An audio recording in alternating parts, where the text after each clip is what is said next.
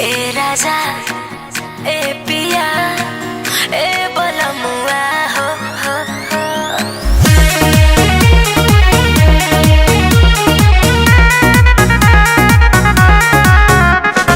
Mixed by Deepak Dilkash।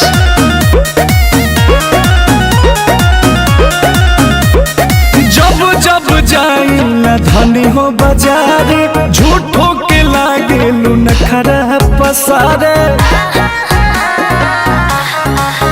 हर का बाटे demand आज खोल के बताओ, ऐसे न हमारा से मुहावा फुलावा। ए जी सुनी फरमाइश बैठे तनी आराम से, एगो लाला के टिकुलिया लई हो सासाराम से, एगो लाला के टिकुलिया लई हो सासाराम से।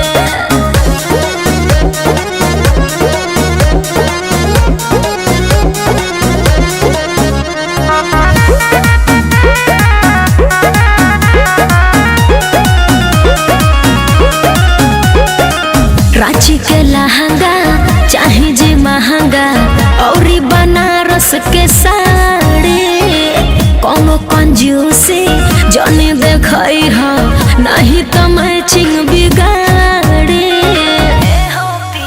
लेना आई कुछ तो बवाल को दिलू, छाड़ी बगल के पैसा कंगाल को दिलू।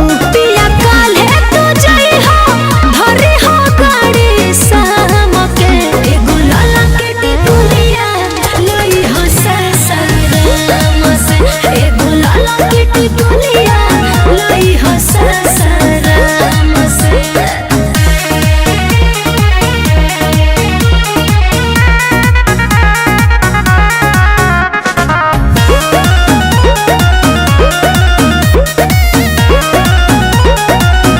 समझ में आता जाई के दुमका लई हो जी झुमका, जोड़े जोड़े कान के लाल से नूरावा जनी भुलई हो, उहे बढ़ाई राउर मान के। देखो लाई फुसिलावे से